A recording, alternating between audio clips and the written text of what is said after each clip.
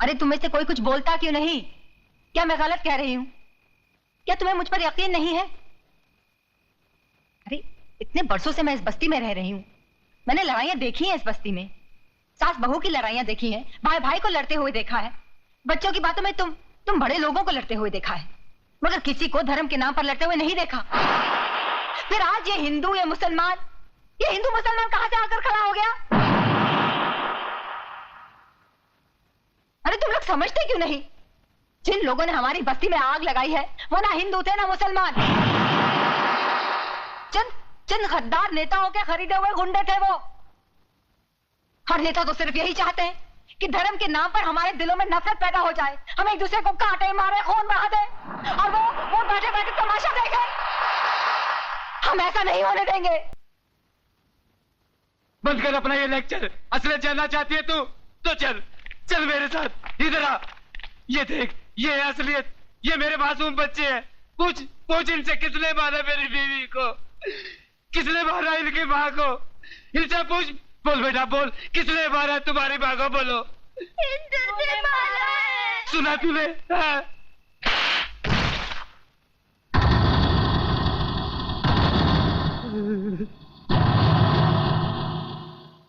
एक बात बता मेरे को, इन मासूमों को हिंदू और मुसलमान के बारे में किसने बताया? तूने? जो अपना नाम नहीं बता सकते उनको अपने माँ के कातिल और धर्म के बारे में किसने बताया? तूने? देख इस्माइल, इन मासूमों के दिल में इस बचपन से तू दुश्मनी का बीज बो रहा है। इधर आ, असलियत जानना चाहता है ना? इधर आ। कौन है? कल्याण जी। कल्याण जी भाई हिंदू है ये कौन है? ये कौन है? गंगा भाभी। गंगा भाभी? तुम्हारे बच्चे को कौन पाल रहा है? गंगा भाभी। गंगा भाभी ये हिंदू थे, इनको काय को नहीं काटा? हाँ, इधर आ, असलियत बताता हूं तुझे।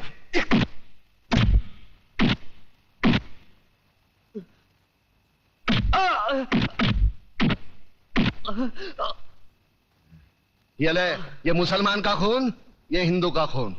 बता, इसमें मुसलमान का कौन सा, हिंदू का कौन सा? बता। साले बनाने वाले ने इसमें फर्क नहीं किया, तू कौन होता है फर्क करने वाला? ये कलम वाली बाई ठीक कहती है, इसकी कड़वी सच्ची बातें तुम्हारे खोपड़ी में नहीं घुसती। किसने किसको मारा? किसने किसको जलाया? साला कल तक हम एक दूसरे के त्योहार में शरीक होते थे, एक दूसरे के सुख दुख बांटते थे। अपने टकले पे गणपति लेके काय को जाता था? पानी में गणपति बाप्पा मोरिया काय को नाचता था? अल्लाहुम्मा सल्ली अला सैयदना मौलाना मोहम्मद व अला आले सैयदना मौलाना मोहम्मद व बारिक व सल्लिम। ये दुरूद शरीफ तेरे को किसने सिखाया? अब चंद गद्दारों की साजिश में अपने भाईचारे को दफनाना चाहता है। प्रताप, मुझे माफ कर दो, मैं बह गया था प्रताप, मुझे माफ कर दो।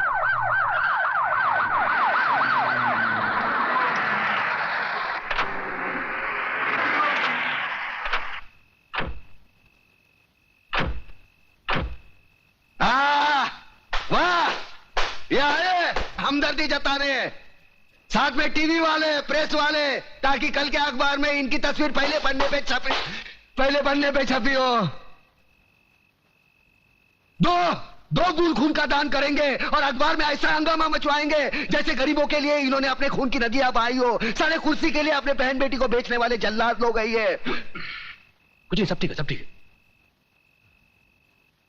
तुम्हारे नापाक कदम आगे मत बढ़ाओ, तोड़कर तुम्हारे गले में पहना देंगे।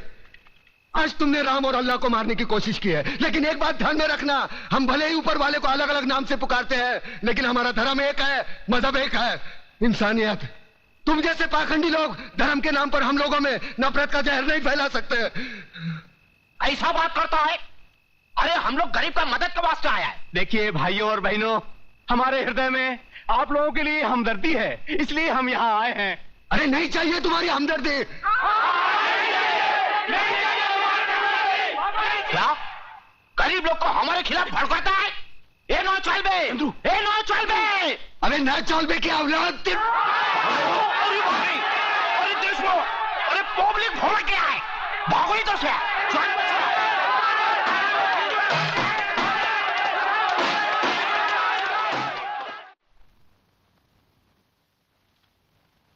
सर, इस फाइल में वो सारी रिपोर्ट्स हैं जिनसे आपको पता चल जाएगा कि इन दंगों के पीछे किन का हाथ था।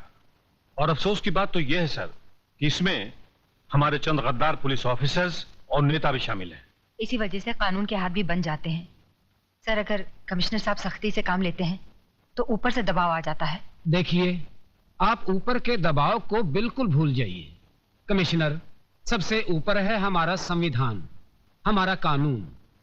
संविधान से ऊपर ना कोई प्रधानमंत्री है, ना कोई मंत्री, ना कोई अफसर और ना कोई नागरिक। लेकिन सर, मैं जानता हूं आजकल राजनीति में सच्चे नेताओं की जगह चंद असामाजिक तत्व भी घुस आए हैं, जिनकी वजह से आज राजनीति और दूसरे सच्चे नेता भी बदनाम होते हैं। मगर मैं आपको राजनीति से गुंडागर्दी को उखाड़ फेंकने की पूरी सत्ता देता हूं। अगर उसमें कोई रुकावट या अड़चन आए तो उसके लिए आप गृह मंत्री से मिल सकते हैं। Thank you sir. बात दिल्ली तक पहुंच चुकी है चतुर सिंह जी, और दिल्ली से अब हमारा शहर तक, बाद में हमारा घर तक, बाद में जुबान काट दी जाएगी उसकी जिसने ये बात दिल्ली तक पहुंचाई। मुझे सिर्फ ये बताओ कि दिल्ली कौन गया था? अपना एक कमिश्नर साथ गया था उनके, मगर अगर मगर क्या करता है? साफ साफ बोलो। दादा, ये सारा कौरस्तानी उस मेघना दीक्षित का है, जो अखबार में लिख लिख कर चिंगारी को ऐसा आग बना दिया है जो कल हमारा दामन तक पहुंच सकता है। और वो साला कल का लौंडा कड़का भिखारी, क्या नाम है उसका? प्रताप। दादा, प्रताप का पर काटना मांगता है। प्रताप का पर काटेगा ना तो सिर्फ ताप बच जाएगा, और उस ताप में वो जलकर मर जाएगा। हम तो बोलता वो प्रताप का पर मेघना दीक्षित है, मेघना दीक्षित को मारेगा ना। बंद करो ये बकवास, कान के पर्दे फाड़ डाले। जब भी देखो भाषण देते रहते हो साले। तुम्हें पता नहीं कि चतुर सिंह को ऊंची आवाज पसंद नहीं है? अंकुश, ये दीक्षित लड़की का पता करो, जरा हम भी तो देखें जो दिल्ली तक पहुंच गई वो चीज क्या है।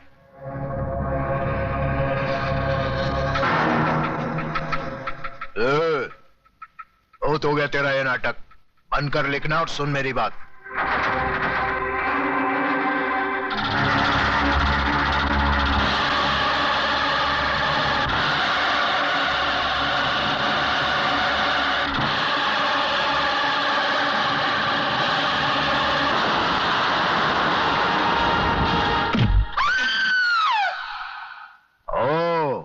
तो तू है? हमने तो सोचा था कि इतना कुछ होने के बाद तो तू शर्म से ही मर जाएगी, लेकिन तू तो रंडी की औलाद, ज्यादा बोलेगा ना तो जबान खींच लूंगा साले।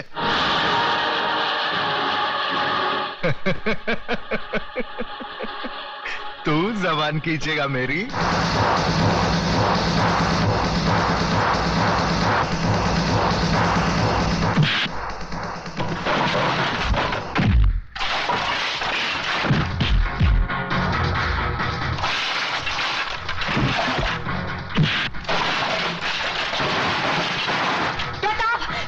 छोड़ दो इन्हें, ये बहुत खतरनाक लोग हैं। प्रताप, छोड़ दो इन्हें।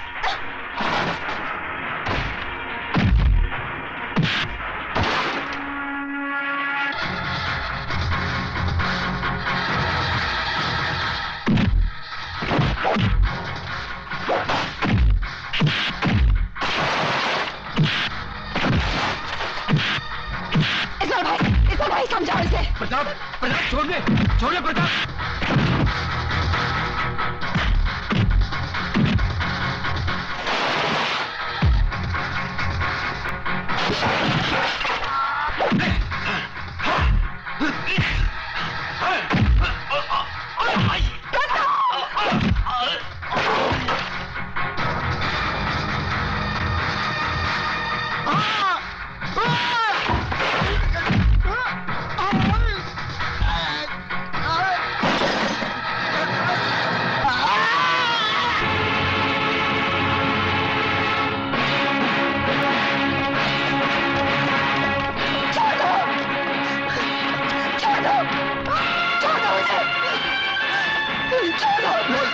कौन है तू? एक दो कौड़ी का गुंडा तेरे को रंडी बोलता है। कौन है तू? क्या असलियत है तेरी? कौन है तू? कौन है? होली, होली, होली, खून की होली।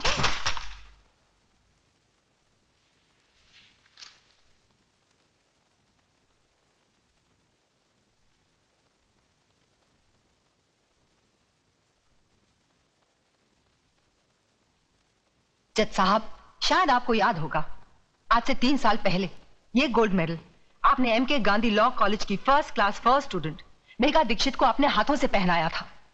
आज वही गोल्ड मेडलिस्ट आपसे ये कहना चाहती है कि ये आदमी जो आपके सामने खड़ा है, ये समाज के नाम पर एक कलंक है। He is a rapist, he is a murderer.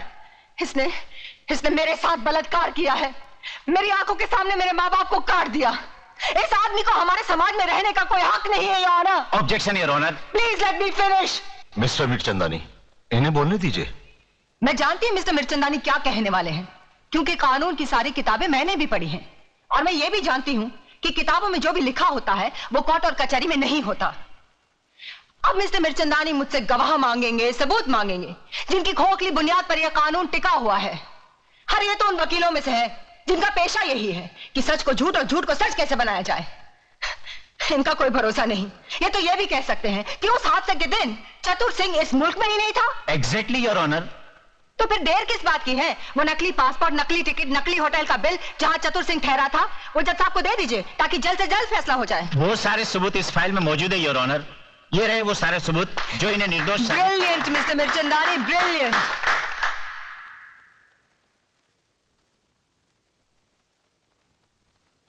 Miss Megha Dikshit, आखिर आप कहना क्या चाहती हैं? जज साहब, मैं सिर्फ इतना चाहती हूँ कि आप इन झूठे सबूतों का गला घोटकर एक ऐसा सही फैसला सुनाए जिससे आने वाले कल में चतुर सिंह जैसे भेड़िए पैदा ना हो, जो फिर से समाज, कानून, औरतों और बच्चों के साथ खेलने की हिम्मत ना करे।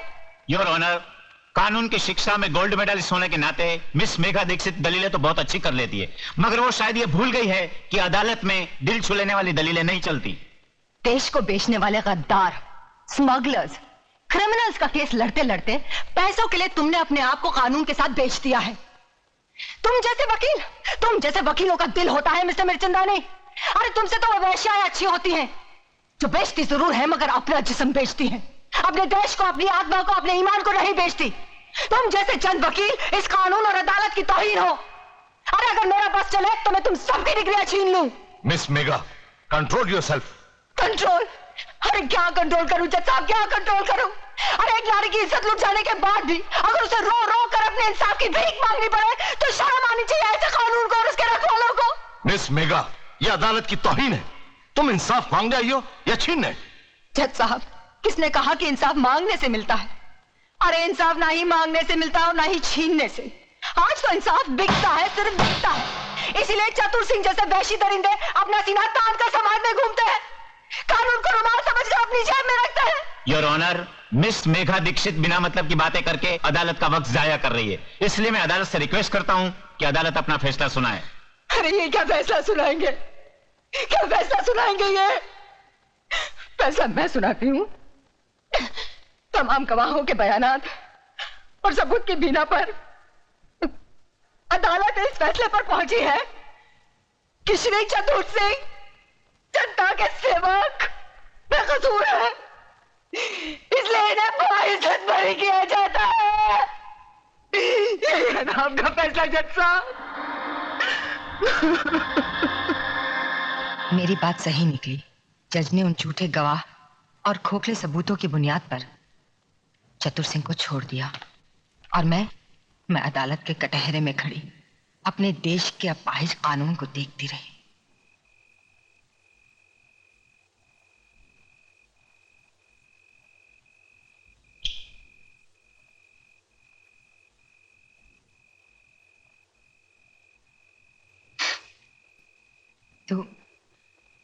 तू भी तो इस बस्ती में अकेला आया था, क्या तेरा अपना कोई नहीं?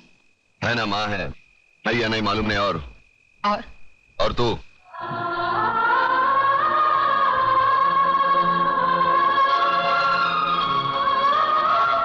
कभी किसी को लूटा नहीं, हराम का खाया नहीं, बेवड़ा नहीं पीता, बीड़ी पीता हूं, मुंह से बदबू आती है, सोच ले।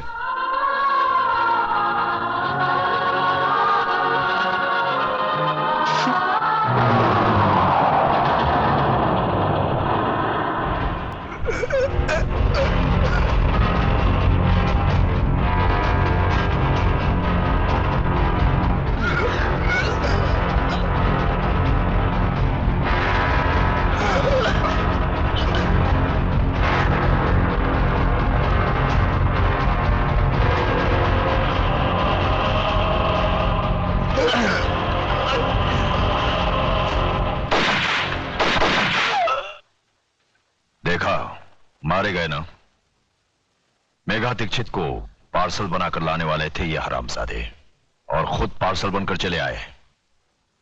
बशीरा, उस कुत्ते को सबक सिखाने का कोई ऐसा रास्ता ढूंढो कि वो तो क्या, पूरा का पूरा इलाका कांप उठे। लक्ष्मीदास जी, अपने माथे का पसीना पोंछ डालो और मेरी बताई हुई बातों को अपनी खोपड़ी में डालो, समझे? चलता हूं अब।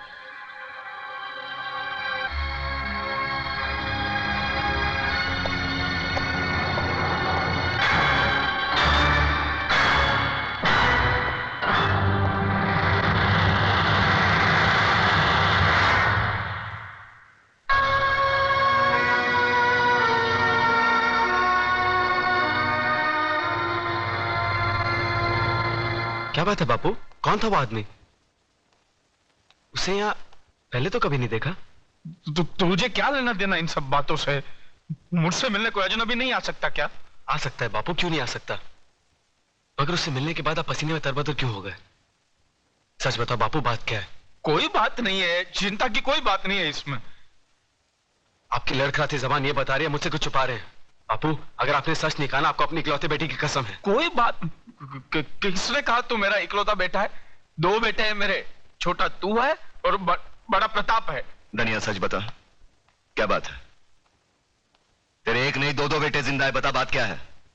नहीं, वो तो है ना, वो तो है ना, कोई बात नहीं है, कोई बात नहीं है। क्या होता है, वो 2 चीज है जो इंसान को अंधा बना देती है, जमीन और जायदाद। इसने योगराज की बेटी से प्यार किया और हम दोनों बापों ने मिलकर उसका धंधा कर डाला। धंधा, अच्छी लड़की है ना, लड़की अच्छी है। और योगराज, वो तो साला बहुत बड़ा खिलाड़ी आदमी है और मैं सीधा साधा व्यापारी।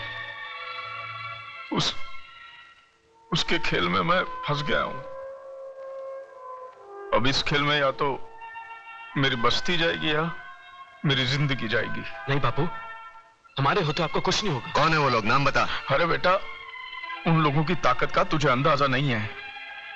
सारा शहर उनके सामने सर झुका के चलता है, अपनी हैसियत नहीं है। अरे हैसियत की बात छोड़, तू पहले मुझे उनका नाम पता बता दे। बताऊंगा, बाद में बताऊंगा। तू जाके चाय बोल, पहले जाके चाय बोल, जा। प्रताप, मुझे लगता है असली बात बापू गोल कर गए। मैं ये बात कभी नहीं मान सकती अतुल। मैं अपने डैडी को अच्छी तरह जानती हूँ। वो मेरी खुशियों के लिए ऐसा कभी नहीं कर सकते। और फिर धन दौलत की हमें क्या कमी है? ममता, अगर तुम अपने डैडी को अच्छी तरह जानती हो तो मैं भी अपने बापू को अच्छी तरह जानता हूँ। वो आदमी जिंदगी में कभी झूठ नहीं बोलेगा। मुझे तो डर है कहीं अपने प्यार को। हमारे प्यार को कुछ नहीं हो सकता अतुल, कुछ नहीं। और एक बात मेरी भी सुन लो, अगर मेरे डैडी ने हमारे प्यार का सौदा किया है तो मैं अपने प्यार के लिए सब कुछ छोड़ सकती हूँ और सब कुछ